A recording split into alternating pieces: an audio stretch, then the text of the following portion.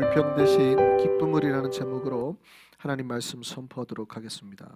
우리가 하나님 앞에 나아갈 때 신자의 삶은 하나님 앞에 나아가는 삶입니다. 하나님 앞에 기도하러 나아가고 예배로 나아가고, 그래서 성전에 시편을 보면 성전을 향해서 나아가는 노래들이 있어요. 이게 신자의 삶을 대변하는 거거든요. 찬송하며 나아가자, 성전으로 가자, 오라 우리가 주님 앞에 나아가자. 이게 신자들의 삶입니다. 신자들의 삶은 하나님 앞에 나아가는 삶이에요. 그 방향성이 삶에 다 흩어져 있지만 방향성이 하나님께 이렇게 딱 정해져 있다는 것이죠. 이스라엘 백성들이 광야에서 진을 칠 때 중심에 어디를 뒀어요? 성막을 두죠. 하나님의 성막, 법궤를 두고 이스라엘 백성 12지파를 이렇게 다 둘렀단 말이죠. 항상 그들의 중앙에 하나님을 두게 하신 거예요. 길을 나아갈 때도 구름 기둥과 불 기둥을 두고 하나님이 인도해 주시는 대로 나아가는 것이죠. 신자들은 모든 삶의 중심에 하나님을 두고 움직일 때는 하나님을 바라보고 움직이는 거예요. 신자들은 삶의 모든 중심에 하나님이 있는 겁니다. 하나님께 나아가도록 하기를 하나님이 원하시는 거거든요. 우리가 어느 곳에 다 있든지 삶의 방에 흩어져 있는 위치는 다를 수 있잖아요. 지파들이 위치했던 게 다 다를 수 있듯이 그것처럼 우리의 삶의 위치는 다 다를 수 있습니다. 직장도 다르고 일터도 다르고 생각도 다르고 집도 다르죠. 그렇지만 그 삶의 중심에는 다 누가 계셔야 돼요? 하나님이 계시고 교회 중심, 예배 중심, 하나님 중심으로 이렇게 다 모여야 된다는 말입니다. 이게 신앙생활이죠. 근데 우리가 그렇게 하나님 중심으로 살 때, 우리가 하나님 앞에 나아갈 때 우리가 준비해야 될 게 있어요. 뭘까요? 거룩함? 아닙니다. 이거는 우리가 준비해야 될 게 아니라 우리가 하나님 앞에 나올 때 거룩하신 하나님이 우리 안에 들어옴으로써 만들어지는 거예요. 그러니까 거룩함은 우리가 준비하는 게 아니에요. 성령께서 오셔서 우리를 거룩하게 하는 거예요. 인간은 죄 덩어리죠. 죄 덩어리예요. 우리는 거룩한 자들이 아니죠. 성령께서 하나님께서 오셔야 우리가 거룩해지는 존재이기 때문에 우리가 주님 앞에 나와서 받는 것들이에요. 그럼 우리가 하나님 앞에 나아갈 때 그럼 우리가 준비해야 된 거는 뭘까? 그건 바로 기쁨입니다. 즐거움입니다. 즐거움. 이 기쁨은 물론 우리가 주님께 나와서 은혜로 받아서 기쁨이 더 충만해질 수는 있지만 그것보다 먼저 우리가 주님 앞에 나올 때 기쁨을 각자가 가지고 나와야 되는 거예요. 그 주님 앞에 나오는 모든 그 순간과 가정이 기뻐야 된다라는 뜻입니다. 예를 들어서 남녀가 이제 데이트를 할 때, 청춘 남녀가 데이트를 할 때 그들이 만나서 같이 밥을 먹고 커피를 마시고 대화하는 모든 순간이 기쁘죠. 즐겁죠. 물론 그것도 중요한데 그를 만나러 가는 그 과정, 버스를 탄달지 아니면 걸어간달지 그 남자나 그 자기가 사랑하는 여인을 만나는 과정 자체도 다 뭐여야 돼요? 사실은 설레고 기뻐야 되는 거거든요. 굉장히 중요합니다. 만약에 내 연인을 만나러 가는 그 길, 과정이 짜증나고 별로 기쁘지 않으면 실제 만났을 때 어떻게 돼요? 네, 똑같이 짜증이 나오는 거예요. 똑같이 별로 안 재밌는 거예요. 만날 만나가지고 하는 얘기가 이제 싸우기만 하는 거죠. 무슨 얘기인지 아시겠어요? 우리가 하나님 앞에 나올 때 우리가 준비해갖고 나와야 될 것들은 그런 설렘과 기쁨입니다. 여러분이 온라인으로 예배를 드릴 때 이거를 누르고 곧 기도해야 한다, 예배 드린다 할 때 즐거워야 된다는 뜻이에요. 여러분이 교회 나오는 과정이 즐거워야 된다는 거예요. 근데 그 과정이 즐겁지 않고 과정이 또 가네, 힘드네, 저녁도 못 먹었는데 짜증이 나 있잖아요. 그러면 여러분이 여기에 딱 나와 있는 순간 어떻게 해요? 물론 성령께서 오셔서 은혜 주실 수 있지만 우리는 그 과정 속에서 하나님 만나고 하는 속에서 이제 벌써 우리 안에 있는 그 짜증들이 나오기 시작하는. 기도해야 힘든데 자꾸 나오시라고 그러고 하나님, 이렇게 되는 것이죠. 중요한 게 뭐예요? 우리가 하나님 앞에 나아갈 때 우리가 가져야 될 것들은 기쁨이라는 겁니다. 여러분, 기쁨. 할렐루야. 여러분, 신앙생활은 기쁨으로 가득 찬 삶입니다. 할렐루야. 믿으시기를 바랍니다. 저 사람이 신앙생활 잘하냐 못하냐는 뭘로 알 수 있어요? 잘 모르죠. 어떻게 알아요? 근데 뭘로 알아요? 얼굴에 그 밝음으로 알 수 있는 거예요. 그래서 우리가 신자들의 얼굴을 표현할 때 햇빛보다 더 밝은 그 얼굴, 모세가 주님을 만나고 왔을 때 광채가 나오는 그 빛이잖아요. 그런 얼굴들이어야 되는 거예요. 저 사람이 신앙생활 잘하냐 안 하느냐는 뭘로 볼 수 있어요? 예, 그의 눈과 얼굴을 보면 알 수 있어요. 신앙생활 힘들게 하시면 이렇게 되죠, 이렇게 돼요. 그래서 사실은 우리 안에 기쁨이 넘친다는 게 신앙생활 잘하는 거예요. 할렐루야. 기쁨이 넘치시기를 바랍니다. 우리 신앙생활 그래서 기쁨과 감사가 항상 넘치는 거예요. 근데 우리는 기쁨과 감사보다는 뭐가 많이 넘쳐요? 때때로 불평이 많이 넘쳐요. 왜 불평이 많이 넘칠까요? 그러니까 여러분 생각해 보세요. 기쁨과 감사가 하나님 나라의 개념일까요? 불평과 불만이 하나님 나라의 개념일까요? 기쁨과 감사가. 그렇죠? 근데 사실은 우리가 삶에 불평과 불만이 꽤 많아요. 근데 왜 그럴까요? 이거는 사실은 하나님 나라의 개념은 아니에요. 우리가 이 세상을 살면서 사실은 자연스럽게 습득된 방법인 겁니다. 불평과 불만은. 하나님 나라의 천국에는 불평과 불만이 없습니다. 그렇죠? 네, 우리가 불평하고 불만하는 거는 이 땅을 살아가면서 우리가 무언가를 개선하거나 뭐 하려다 보니까 불평하게 되고, 혹은 내가 만족이 안 되니까 또 불평하게 돼, 이렇게 되는 거거든요. 그러니까 이 세상을 살아가면서 습득된 방법인 거지 하나님 나라의 개념은 아닌 겁니다. 그러니까 우리가 먼저 그거는 가지고 계셔야 돼요. 그래서 우리가 하나님을 만나면 내가 소유한 것, 내가 뭐 부족한 것, 이런 것과 관계없이 내 속에 뭐가 나와요? 기쁨과 감사가 나는 거예요. 하나님은 우리가 앞에 나와서 은혜를 받으면. 근데 은혜를 못 받으면 내가 많이 있든 적게 있든 건강하든 상관없이 뭐가 나와요? 불평과 불만이 나와요. 왜냐하면 만족스럽지 못하다는 거거든요. 그러니까 만족스럽지 못하다라는 개념은 하늘나라의 개념이 아니라 이 세상의 개념이거든요. 항상 부족하다라는 개념. 하늘나라의 개념은 뭐예요? full이죠. 충만하다라는 거거든요. 충만하니까 만족하다는 거예요. 내가 하나님으로 쫙 충만하게 채워졌으니까, 성령으로 충만하게 채워졌으니까 때로는 뭐가 없어도 몸이 아파도 오케이 이렇게 되는 거라는 말이죠. 그런데 세상의 개념은, 세상의 것들은 만족이 안 돼요. 채워지지 않으니까. 그러니까 자꾸 어떻게 해요? 불평이나 불만이 나오는 거죠. 많은 사람들이 불평을 하고 삽니다. 근데 불평에는 두 가지 개념이 있어요. 절대적인 불평이 있고 상대적인 불평이 있습니다. 그러니까 절대적인 불평은 진짜로 내가 없어서 발생하는 불평이에요. 그러니까 너무 배가 고픈데 정말 먹을 것이 없어서 발생할 수 있는 그런 불평들인 거죠.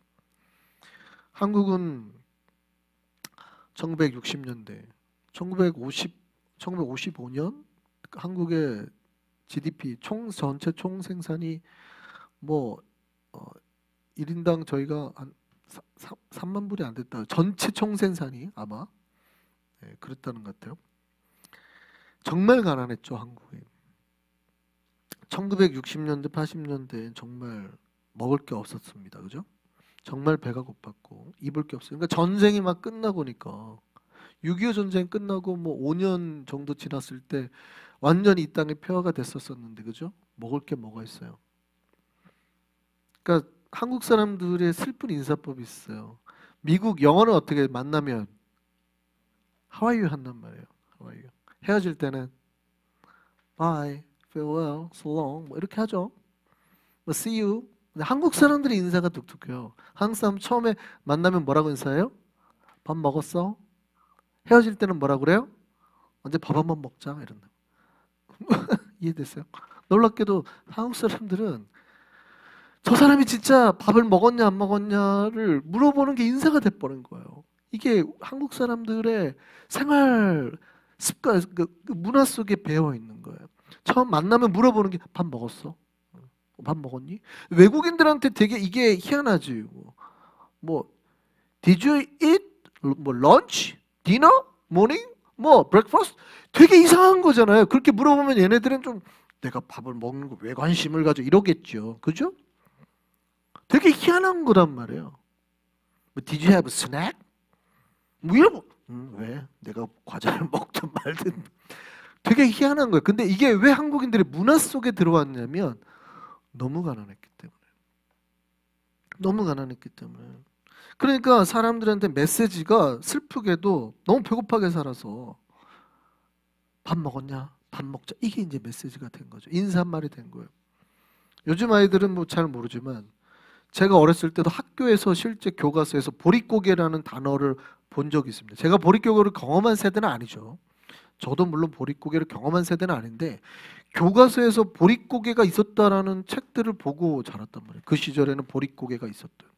근데 보릿고개가 뭐예요? 한국은 벼농사를 지으니까 이모작을 하죠. 그러니까 한 9월, 10월이면 벼를 거둔단 말이에요. 벼수확을 해. 그걸로 이제 겨울을 나는 거예요. 그런데 이걸로 겨울을 못 나니까 봄에 뭐를 심어요? 보리를 심어요. 근데 보리를 언제 추수해요? 5월이나 6월에 거둬요. 그러니까 10월 달부터 그 옛날에는 보관 기술도 없고 양도 적으니까 이 겨울을 갖다가 10월부터 해서 11월, 12월, 1월, 2월, 3월, 4월 한 6개월을 버텨야 되는 거예요. 근데 항상 부족하죠. 그러니까 그때 보통 많이 먹는 게 뭐예요? 구황작물을 먹어서 감자, 고구마를 먹는단 말이죠. 쌀에다가 섞어서 이렇게. 그런데도 떨어지니까 보리가 나기 직전까지 떨어지니까 그때 사람들이 주로 뭐를 먹었어요? 보리가 나기 직전까지 이 고개를 잘 넘어가야지 산다 그래서 보릿고개라 그런 거 아니에요? 그러니까 그때 사람들이 먹을 게 없으니까 주로 뭘 먹었네요. 놀랍게도 여러분 한국 사람들을 말해 진짜 가난한 사람들을 무슨 표현이 있는 줄 아세요? 가난한 사람들 표현? 흙 퍼먹고 산다는 말이죠. 아, 흙 퍼먹고 산다. 먹을 게 없어요. 그럼 어떻게 해요? 흙 퍼먹고 살아야지. 아니면 우리가 어떻게 가난해요? 똥구멍에 찢어지게 가난한다는 표현이에요. 이 되게 독특한 표현이거든요. 근데 이게 어디서 나왔냐면 바로 이 보릿고개 때 나온 말입니다. 이때 먹을 게 없으면 사람들이 주로 뭐 했대요? 나무 껍질을 벗겨 먹었대요. 특히 소나무 껍질 베고 속 피를 껍질을 벗긴 다음에 그냥은 못 먹으니까 물에 넣고 이제 잘게 찢은대요. 그래가지고 부드럽게. 그리고 흙을 백토를 물에 담그면 굉장히 가는 체에다 하면은 이게 가라앉는데요. 그러면 그렇게 가라앉는 고운 흙을 가지고 밥처럼 끓여 먹은 거예요. 그러니까 정말 먹을 게 없으니까 흙을 먹고 나무 그 껍질을 먹은 거죠. 그렇게 먹고 살았대요. 그러니까 그게 먹으니까 소화가 돼요, 안 돼요? 안 되죠. 안 되니까 어떻게 돼요? 대부분 변비가 걸린대요. 그러니까 그거를 싸려고 하니까 진짜로 찢어졌던 거예요.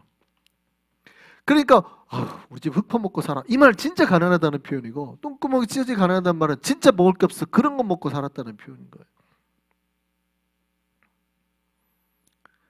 이런 절대적인 가난이나 불평이 나오는 시대가 있죠.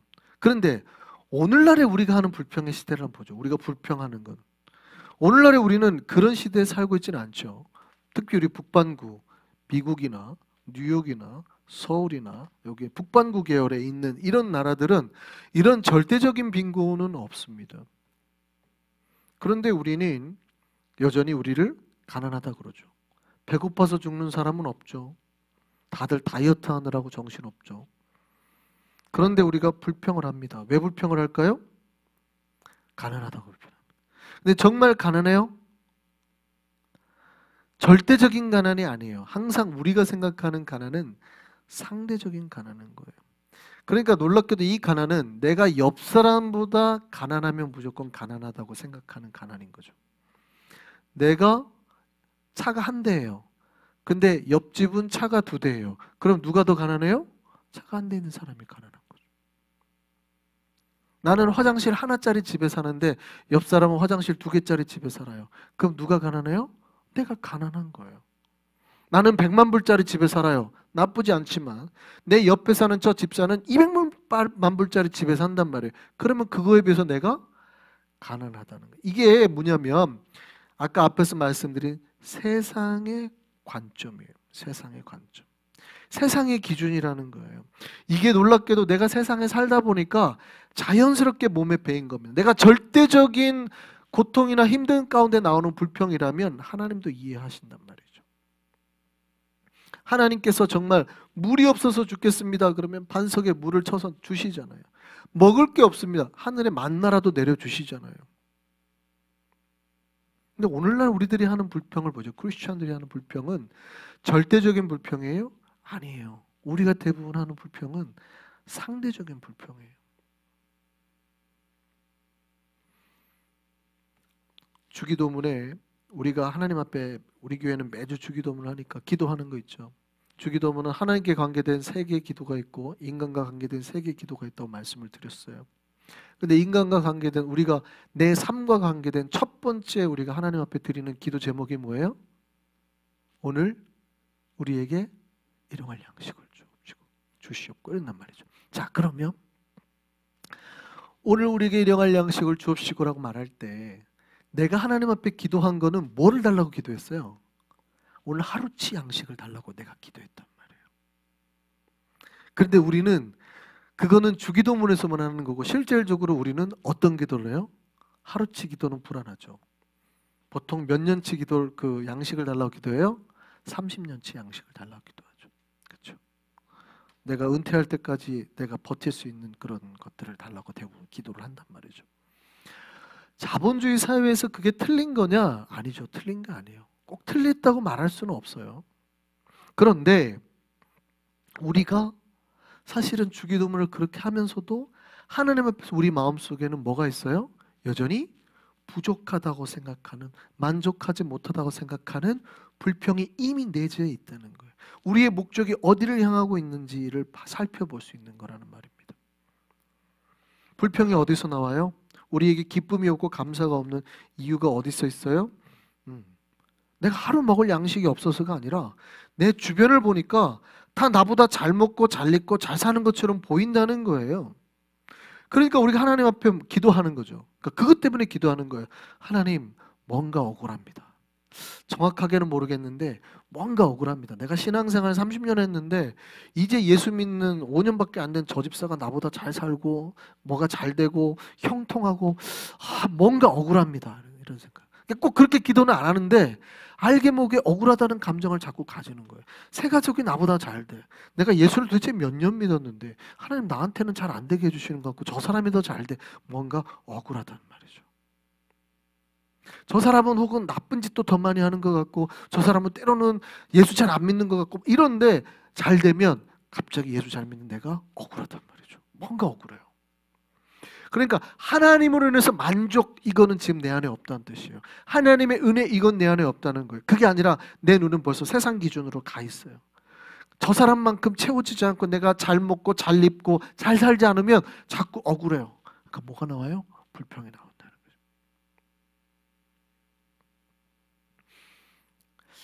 그러니까 교회에서 내가 저 사람보다 더 열심히 충성하는 것 같고 내가 저 사람보다 더 일을 많이 하면은 억울하죠. 저 집사는 목사님 일도 별로 안 하는데 왜 나만 굳이 많이 해야 돼요? 그게 뭐예요? 억울한 거예요 지금. 저 집사는 1년에 한 번도 찬양 안 하는데 나는 왜 꼭 한 달에 한 번씩 찬양해야 돼요? 뭔가 억울한 거예요. 저 집사는 주방에서 봉사도 안 하는데 왜 나는 봉사해야 돼요? 억울한 거예요. 하나님의 은혜가 충만해서 감사로 하면은 하나도 안 억울하죠. 그런 거예요.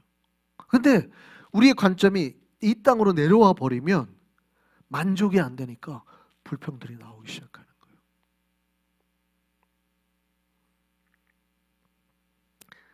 이렇게 되면 우리 안에 뭐는 사라져요? 기쁨은 사라지고 감사는 사라지고 불평이 나오는. 이거는 이 땅의 자본주의나 경제적인 거나 욕망에 따른 인간들의 마음입니다.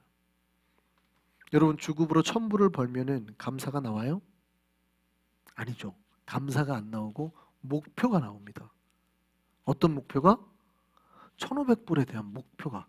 감사보다는 목표가 나와요. 1,000불 다음에는 1,500불을 벌어야지. 그러면 1,500불을 딱 벌었어요. 주급으로. 그러면 감사하다 만족하고 살자 이렇게 돼요? 아니죠. 2,000불을 목표로 해요. 목표가 나오지 감사가 나오질 않아요. 그럼 내가 2,000불을 벌었어요. 이야 하나님 2,000불까지 채워주시네 감사하고 살자 이래요? 아니죠. 또 다른 목표가 생깁니다. 이제 3,000불을 향해 가자. 그러니까 만족은 없어요. 항상 내 마음은 이 땅의 기준으로 보니까 부족하다. 부족하다. 더. 그러니까 만족이나 충만함은 항상 못 느끼고 항상 부족만 느끼는 것이죠. 이게 하나님의 관점이 아니라 이 세상의 관점입니다. 여러분 잘 생각해 보세요. 여러분이 왜 자꾸 불평을 할까? 정말 없어서 그럴까? 없을 수도 있어요. 절대 빈곤인 사람도 있을 수 있어요. 그런데 어쩌면 우리가 하나님이 주시는 걸로 충만하고 만족하지 못하고 뭘로? 자꾸 비교하면서 주변 사람들을 보면서 나는 부족하다고 생각하는. 그러니까 뭐가 나와요?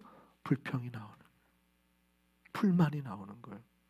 오늘 본문에 뭐라고 말씀하시냐면 악을 행하는 자들 때문에 불평하지 말라라고 말합니다. 이거 되게 독특한 표현이지 않으세요? 아니 신자들이 악을 행하는 사람 때문에 불평할 수가 있나? 하나님 저놈들 심판해 주세요 이렇게는 말할 수 있지만 왜 불평하는데? 왜 불평한대요? 신자들이 하나님과 나를 봐야 되는데 주변을 본다는 거죠. 악인을 보면서 뭔가 억울하다는 거예요. 나는 신앙생활도 잘해, 헌금도 잘해, 착하게 살아요. 그런데 맨날 손해보고 사는데 저 악인은 나쁜 짓 해. 하나님도 제대로 안 믿어. 헌금도 나보다 안 해. 그런데 어떻게 해요? 나보다 더 잘 사는 것 같아. 갑자기 속에서 뭐가 나와요? 불평이 나온다는 거예요. 하나님이 나를 만나주시고 나에게 말씀하시고 내 안에 은혜를 채우시고 이거는 나에게 더 이상 기준이 안 되는 거예요. 저 사람이 나보다 잘 입고 잘 먹으면 갑자기 불평이 생기는 거죠. 악인을 보면서도 내가 불평한다는 거예요. 악인을 보면서 억울하다는 생각이 드는 겁니다. 이 모든 불평의 관점에서 벗어나는 게 뭐예요? 네, 여러분. 세상의 관점이 아니라 하나님의 관점으로 돌아서는 것을 믿으셨으면 좋겠습니다. 우리의 시선이 하나님께 두어야 되는 거예요. 여러분 사람을 보고 주변을 보면 불평이 나와요. 그런데 하나님을 바라보면 불평이 사라질 줄 믿습니다. 왜요? 나같이 죽어 마땅한 죄인까지도 주께서 뭐로 삼아주셨대요? 의인으로 삼아주셨다. 그리고 나를 하나님의 자녀 삼아주시고 내가 그렇게 헌신도 많이 못했는데 나를 뭘로 부르시고? 집사로 부르시고 권사로 부르시고 장로로 부르시고 목사로 불러주시고 직분자 삼아주셨어. 그러니까 주님께 뭐 할 뿐이에요? 황송할 뿐이죠. 황송할 뿐이에요. 그래서 신자는 하나님을 바라보는 사람이지 주변이나 세상을 바라보는 사람이 아닙니다. 역설적이게도요. 우리가 불평하면 뭐가 채워질 것 같아요? 잘 기억하셔야 돼요. 여기서부터는 이제 우리의 복에 관계된 말씀이니까 잘 기억하시기 바랍니다. 나는 내가 불평하면 뭐가 채워질 거라고 생각을 해요. 세상에서는 그럴 수 있어요. 세상에서는 불평하면 저 사람 듣기 싫어서 채워주는 거예요. 근데 하나님 앞에 나와가지고 불평하면 하나님이 채워주실까요? 하나님 앞에 감사하면 채워주실까요? 여러분 잘 기억하셔야 돼요. 하나님께는 불평하는 자가 채움을 받는 게 아니라 감사하는 자가 채워주시는 거예요. 할렐루야. 불평하면 하나님께서 채워는 주시는데 반드시 그거를 심판으로 하나님 쓰시죠. 그러니까 고기를 못 먹겠다고 하니까 하나님께서 메추리떼를 보내주시는데 어떻게 해요? 이놈 봐라, 네 입에서 고기 냄새 날 때까지 먹여주면 하나님 이런단 말이죠. 그것 때문에 하나님 앞에 심판을 받게 되는 거예요. 그러니까 불평하는 자가 복을 받는, 체험을 받는 게 아니라 감사하는 자가 체험을 받는 거예요. 오늘 말씀에 이렇게 말합니다. 여호와를 기뻐하면 그가 네 마음의 소원을 들어주시리로다. 할렐루야. 불평할 때 복을 받는 게 아니라 하나님을 기뻐하고 하나님께 감사하고 주님 앞에 나오면 그것 때문에 하나님 우리 마음의 소원을 들어주신다. 이게 굉장히 역설이에요. 우리는 불평을 하면 뭐가 채워질 거라 이게 세상의 방식이에요. 세상의 방식. 그런데 신자의 방식은 하나님 앞에 나서 기뻐하고 감사할 때 우리가 마음에 소원하는 걸 하나님 채워주신다는, 꼭 기억하셨으면 좋겠습니다. 네. 그래서 우리가 하나님 앞에 신뢰하면 주님이 기쁨을 주시고 또 주님께서 그 기쁨 가운데 우리의 마음의 소원을 이루어주시는 거예요. 불평하는 우리에게 오늘 주님께서 몇 가지 말씀하셨습니다. 잘 같이 한번 보시면 좋겠습니다. 네 길을 여호와께 맡기라. 그를 의지하면 그가 이루시고 내 의를 빛같이 나타내시며 내 공의를 정오의 빛같이 하시리라. 여호와 앞에서 잠잠하고 참고 기다리라. 악한 꾀를 이루는 자 때문에 불평하지 말지어다. 자꾸 보고 저렇게 하니까 될 것 같은 불평하지 말자. 불평은 오히려 뭘 만들어요? 악을 만들 뿐이다. 우리가 불평할수록 하나님 앞에서 악만 내가 만들어내는 거예요. 여호와를 소망하는 자들은 뭐를 차지하게 돼요? 땅을 차지하게 될 줄 믿습니다. 할렐루야. 여호와를 소망하는 자는 땅을 차지하는 거예요. 하나님을 신뢰하고 주님께 모든 걸 맡긴 자에게 주님이 약속하셨습니다. 참고 기다리면 주님께서 땅을 주시겠다. 이 땅은 하늘의 땅, 하나님의 땅일 수 있어요. 천국일 수 있어요. 뿐만 아니라 이 땅을 사는 동안에도 우리가 편히 쉴 은혜의 공간, 푸른 초장, 주님이 인도하시는 그 푸른 초장, 우리가 편히 쉴 은혜의 공간이 된다는 거죠. 약속의 땅. 그 소망이, 그 약속이 우리에게 이루어지기를 바랍니다. 우리가 주님의 이 말씀에 순종할 때에 우리가 기쁨으로 주님 앞에 나아가면 주님 앞에서 참 복을